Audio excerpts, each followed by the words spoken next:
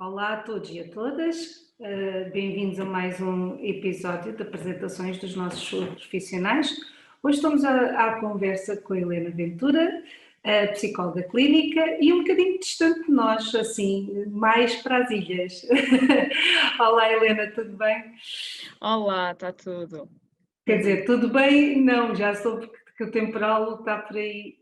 Sim, não está muito agradável, mas pronto, mas está tudo bem, está tudo bem.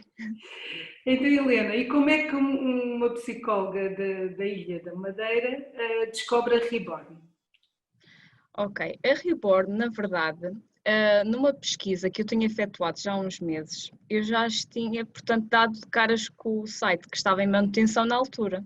Uhum. Eu, ok, está bem, isto parece-me interessante, mas ficou assim um bocadinho em stand-by. Só que depois vem um anúncio, claro, através da Ordem dos Psicólogos, eu lembro-me disto, e eu dei de caras com esta plataforma. E fui aí, claro, depois candidatei-me ao anúncio e foi aí que tudo começou, esta jornada com a Reborn, exatamente. Porque a Helena é a terapeuta fundadora, como eu costumo chamar, porque está mesmo connosco desde o início, pronto, e como vocês veem, foi mesmo antes mesmo até do site, e antes do anúncio e antes do site estar no ar. Helena, psicóloga clínica, conte-nos assim um bocadinho do seu percurso profissional, o que é que tem feito Uhum. na área. É o seguinte, o meu percurso é assim um bocadinho dinâmico, ou seja, não se centra só na área clínica. Aliás, mesmo a minha formação base, claro, fiz a licenciatura cá, depois fiz o mestrado pela Universidade do Minho, e o meu mestrado na Universidade do Minho foi um mestrado em que, digamos, é de uma forma geral, e só no quinto ano é que nós especificamos. Ou seja, não é tão semelhante como em certas universidades, em que nós ingressamos automaticamente num mestrado, ou seja, Psicologia da Educação, Psicologia Clínica, das organizações, Uhum. etc. Eu não, eu tive, portanto, contacto com estas áreas todas no meu quarto ano, aliás, tive desde a licenciatura e até no meu quarto ano, o que também, de certa forma, eu agradeço imenso ter tido essa experiência, porque uma pessoa não é um livro, não é exclusivamente, portanto, aquele perfil, uma pessoa está num certo contexto, uma pessoa está no seu trabalho, numa empresa, por exemplo, pode frequentar cursos, pode ter filhos na escola, há todo aqui um contexto e um enredo que ainda bem que a minha formação abrangeu de certa forma bases, não foi a especialização, mas são bases que deram, portanto, aqui outra estrutura, até mesmo agora para intervir, não é? Para estar com as pessoas, sem sombra de dúvida. E Depois você, ingressei, peço desculpa, não ia-lhe depois perguntar só, ingressei, ia-lhe perguntar só se isso também ajudou um pouco a escolher depois a área em que queria realmente se especializar. sim, sim, sem sombra de dúvida, porque acabei por experienciar, não é? As outras áreas, de certa Uhum. forma, não numa forma exaustiva, não é como num estágio, mas sim tive contacto. Uhum. E sim, essa própria decisão que temos que tomar acabou por ser, se calhar, mais ponderada e mais consciente. Na mesma ingressei na área clínica, é verdade, o meu estágio curricular foi nessa área, a minha tese de mestrado foi nessa área. Contudo, depois de sair, ok, daqui da faculdade, não é? Fresquinha, continuei ligada à área clínica, mas aí comecei-me a distanciar por duas razões. Por uma questão das próprias necessidades da localidade Uhum. e também um pouco do próprio mercado de trabalho, que também às vezes acaba por nos exigir que nós sejamos também mais flexíveis, tanto não seja numa fase inicial que, ok, se calhar este plano que tu tinhas traçado desde o teu começo, se calhar vamos fazer aqui um desvio, que até vai ser Uhum. um desvio até interessante e que vais aprender imensas coisas, que foi o que aconteceu. Trabalhei, portanto, em escola com crianças e adolescentes. Até Uhum. então tinha mais experiência com adultos, ou até adultos com idade avançada, e, portanto, fui exatamente para crianças e adolescentes. Sim. Foi fantástico, aprendi imenso. E fui aí, tal como está no perfil, até no próprio site, que até me foi muito difícil fazer aquele perfil, Telma, que era um bocadinho, ok, isto é um bocadinho uma jornada, é mesmo uma aventura, é a história da minha vida. E eu passei, ok, de facto, de intervir com esta população para, ok, com crianças e jovens. Que depois, e eu falo isso muito no perfil, que é, mas isto não é suficiente. É preciso ir à família, é preciso ir ao contexto. E claro, depois isto foi preciso fazer mais formação, aliás, é necessário, estamos sempre em constante atualização, e eu própria senti essa necessidade de eu preciso de mais para conseguir fazer melhor onde estou, sem sombra de dúvida, sem sombra de A dúvida. Helena neste momento está a trabalhar ou a exercer dentro no continente ou na Madeira? Eu estou aqui mesmo na ilha, estou a Sim, exercer cá, exatamente, nas exatamente. escolas. Neste momento até não estou propriamente na escola, estou até numa espécie de gabinete, vá, em que na mesma consigo prestar esse auxílio, digamos, maioritariamente a uma população, portanto, aqui mais juvenil, mais em idade escolar. Contudo, eu ainda continuo ligada, claro, à área clínica. Colaboro com o núcleo de apoio à família e de aconselhamento parental. Portanto, continua um bocadinho, uma perninha cá, outra perninha lá, Sim, um os braço. jovens e os adultos que circundam, não é? Exatamente. Os próprios jovens. E assim, o que é que, quando a procuram, qual é os problemas, se podemos assim dizer, dos jovens madeirenses, não é, no caso? Assim, uma pesquisa só assim Sim, para sim. perceber qual é as dificuldades que eles sentem, o facto de estarem afastados, não é? Pronto, aqui estamos tão perto de tudo e da Europa, não é? Vocês estão aí É isolados numa verdade. ilha. Qual é É as verdade, nós principais precisamos de um avião. dificuldades? Sempre, não é? Sempre. Qual é então as dificuldades que eles apresentam assim mais? Um bocadinho aqui para a entrada para a faculdade. É o que eu tenho notado mais. Por acaso, eu acho que são muito semelhantes as dificuldades, seja Sim. cá, seja no continente ou até nos Açores, creio eu. Porque os nossos jovens hoje em dia têm acesso à tecnologia e acaba tudo por ser um bocadinho uniformizado. Claro que tudo com as suas diferenças, mas acabam por ter aqui, às vezes, alguns problemas que acabam por ser semelhantes. Tem sido em crianças, portanto, estamos a falar aqui de primeiro ciclo, tem procurado mais com as questões das dificuldades da aprendizagem e também as questões de comportamento. Os jovens aqui, é já uma questão, o que é que eu vou fazer? Estão um Exato. bocadinho assim Sim, porque é perdidos. uma mudança, não é? Radical, tem que ir para pronto, é quase como nós Exatamente. aqui no continente sentimos como se fôssemos para outro país, quase, não é? Essa é a vossa Sim, sensação. mas é verdade, é verdade. Depende. Existem jovens, por exemplo, a maior parte às vezes já pratica desporto. Está habituado a viajar, por exemplo, para as competições. Mas às vezes acontece eles próprios porem a hipótese de estudar até para o estrangeiro, que é um bocadinho, estou à distância de um avião, portanto, Exato. ir aqui. É É verdade. indiferente o destino, não é? E É deixar os verdade. pais, quer dizer, aqui nós temos faculdades, às vezes nas próprias cidades onde moramos, não temos que fazer essa deslocação, não eu falo por mim, porque Sim, sim. moro em Faro e estive na Universidade do Algarve, portanto, em Faro. Sim, sim. Portanto, até nem estive no campus das Gambelas, estive no da Penha, que era mesmo dentro da cidade de Faro, não era pronto, à volta. Portanto, deve ser uma dificuldade às vezes. Nota que alguns jovens acabam por desistir por essa dificuldade de sentir que. Eu sinto é que alguns percebem-se, ok, este passo ainda é muito grande para mim, eu se calhar ainda não consigo. Mas também temos muitos que mesmo por opção, ou seja, por uma opção até financeira, preferem ficar cá. Nós também temos a universidade cá.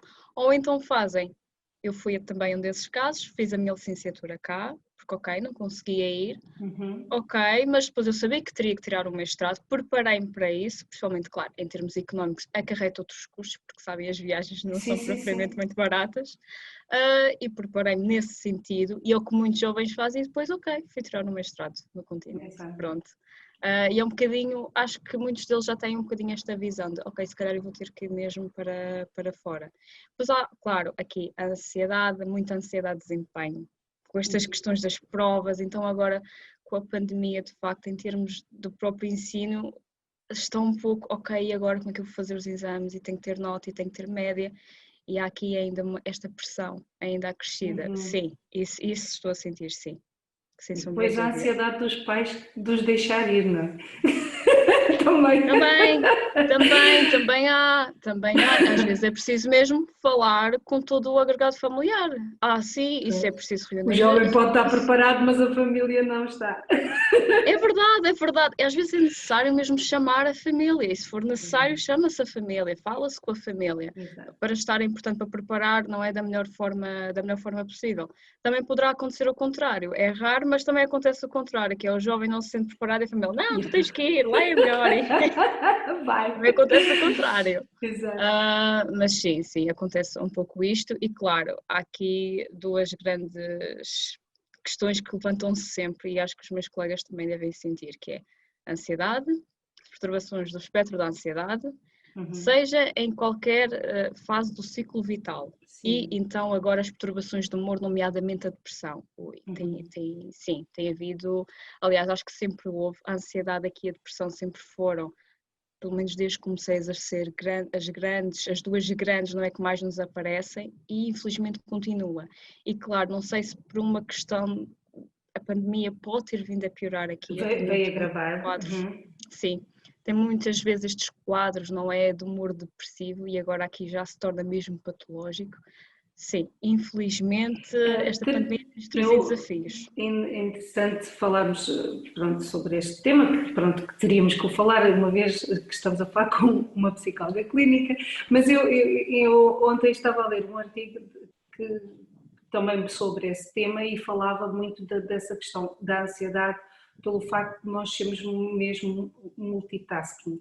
É-nos exigido durante o dia uma série de tarefas, a tecnologia veio fazer com que a produção de coisas seja muito mais rápida, mas também exige muito mais de nós em termos de pensamento, de ação, de gestão do tempo, de conjugar o trabalho com os filhos, quer dizer, isto foi, na minha mera opinião, veio a crescer cada vez mais durante estes anos todos para cá. Sim. E agora parece que estamos presos numa exigência tal que depois não sabemos lidar com isso, porque foi tudo muito rápido. Se nós formos olhar, ainda há dias tínhamos um telemóvel que não tinha internet e agora já temos um telemóvel que tem praticamente um computador dentro e que nos dá a liberdade de poder trabalhar quando nós quisermos, ou seja, antes tínhamos que ter o computador, agora já não precisamos porque no telemóvel, num tablet, estejamos onde estivermos, conseguimos trabalhar. Portanto, acaba por haver aqui uma pressão grande e que muitas vezes nós não sabemos lidar com esta gestão. Sim, concordo e ainda acrescento aqui só mais uma coisa, Telma. Nós estamos constantemente ligados à ficha. É que nem é o telemóvel nem o computador que estão ligados à ficha, somos nós. E nós não estamos a conseguir parar. Sim, o meio está também a exigir, é verdade, mas depois, como é que nós gerimos isto? E esta questão aqui da própria gestão, depois nós entramos aqui em quadros praticamente crónicos de estarmos ligados à ficha, que é mesmo assim, e depois isto, claro, evolui esta questão da ansiedade, a ansiedade generalizada, a questão do próprio stress crónico, não é? O burnout também, que é muito falado e que está neste momento, não é só o ser falado porque está na moda, as pessoas estão a sentir na pele esta questão deste stress até já crónico, que já não conseguem desligar da ficha, ou seja, aquele corpo está ali, com aquele cortisol todo, constantemente. Então quer dizer que se tivermos alguém com estes sintomas, que não saiba como lidar, pode procurar a Reborn e a Helena poderá ajudar neste sentido e tentar dar um apoio Sim. neste Aliás, caminho. Em relação a esta questão do stress crónico e do burnout, confesso que até nos últimos tempos até tem sido grande parte do meu trabalho. Infelizmente, eu digo infelizmente porque significa que as pessoas não estão bem e chegaram já a um extremo, já estão exaustos e a exaustão quando já chegamos ao ponto da exaustão, aliás, convém antes não chegar ao ponto de pedir ajuda. Mas quando gritamos ajuda é porque as coisas já não estão mesmo muito famosas, não é, Helena? Exatamente. E dentro da Reborn, para além das consultas online, a Helena tem mais alguma alguma ideia ou alguma coisa em mente para trabalhar? Exatamente. Não é por acaso a questão do burnout. Isto por acaso até faz aqui até todo o sentido falar disto. É o seguinte, há aqui uma pequena formação que está a ser preparada também. E é uma situação também muito comum que me tenho deparado, e como deparei muito com essa necessidade, achei, ok, se calhar isto é pertinente expor isto, não é? E alargar isto, que é a questão do autocuidado para cuidadores formais e informais. Ok. Aqui um bocadinho o autocuidado é a questão da autopreservação da própria saúde. Claro que ao longo da formação vamos falar do stress e do burnout, porque infelizmente têm sido questões que até me têm sido até colocadas e que têm sido com uma necessidade das pessoas de eu já estou tão exausta, eu já não consigo, como é que eu vou cuidar do outro? Exato. Sejam pessoas que exerçam, portanto, esta função no lar, sejam pessoas que estão, portanto, a exercê-la, são cuidadores informais, Sim, estão em casa. Estão em Sim, casa, porque nós não trazemos aptidões iguais, não as temos todos, portanto, quer dizer, cada um tem as suas dificuldades e há pessoas que nós dizemos até, olha, este é cuidador nato, mas mesmo assim também precisa de cuidados, não é? Precisa, às vezes até precisa mais, porque dá-se tanto ao outro que esquece de si mesmo. A armadura eu sou a força é e esquece.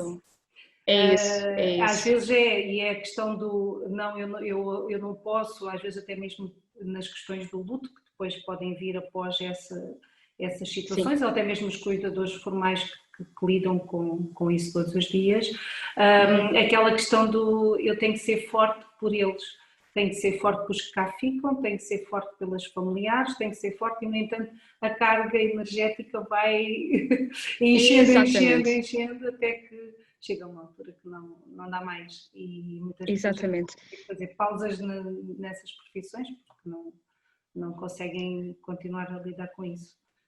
É isso mesmo, Telma, e fui mesmo a pensar nisso, que é, as pessoas têm que se preservar, têm que preservar a sua saúde, porque sem ela não vão conseguir estar de pé, literalmente, e não vão conseguir cuidar do outro que tanto querem.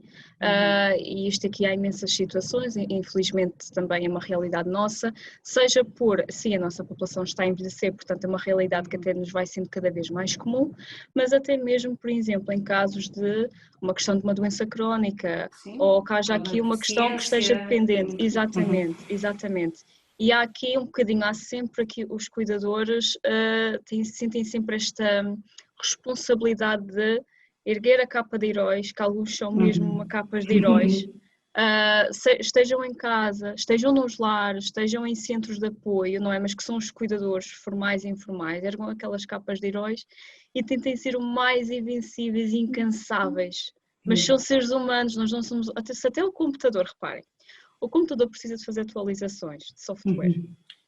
E nós, que somos seres humanos, queremos estar a continuar sempre sem fazer nenhuma atualização. Exatamente, sem fazer nenhum refresh, não é? Se querem ir pela metáfora do computador, que às vezes percebem mais, é mais esta questão. Ok, se até o computador tem que fazer atualizações que até nos obriga a parar nas situações mais inconvenientes, sim. Reparem, o corpo vai fazer o mesmo. O corpo também vai dizer, até pode ser na situação mais inconveniente, eu dei-te os sinais, não me ouviste, eu vou então agora. Agora e às vezes o corpo às vezes dá mesmo adoece. Exatamente.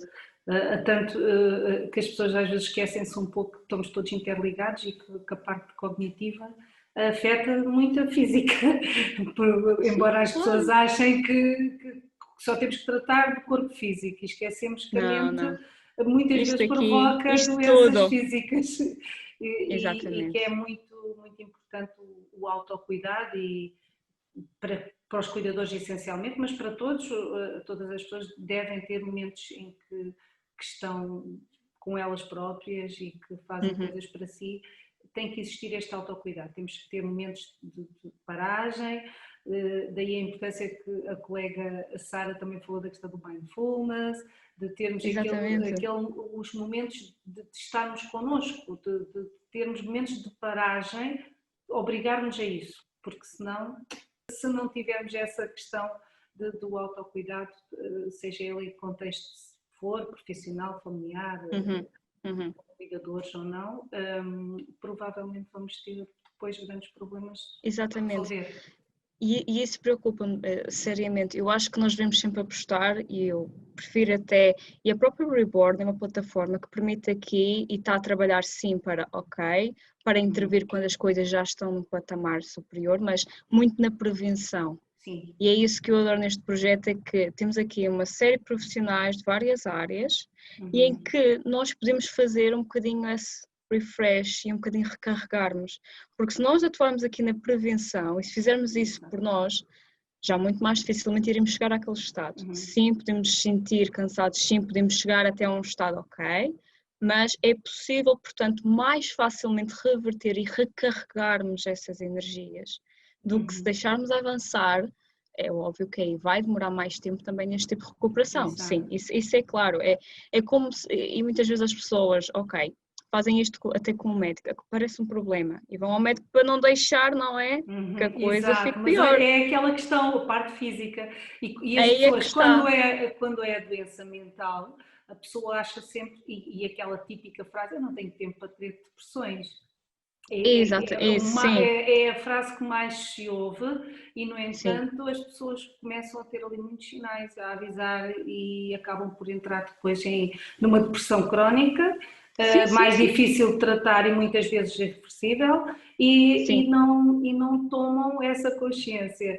E realmente, Helena, como estava a dizer, o nosso blog, agora este canal, que nós pretendemos depois falar sobre vários temas, fazer sensibilização, trabalharmos um bocadinho a literacia na área da saúde, e este canal tem essa finalidade, essa missão, juntamente com o nosso blog, também vai emitindo algumas notas também sobre temas ligados à saúde, ao desenvolvimento pessoal e terapias complementares. Portanto, este é a nossa missão, ao fim e ao cabo, é onde usamos estas ferramentas para o bem e para a saúde.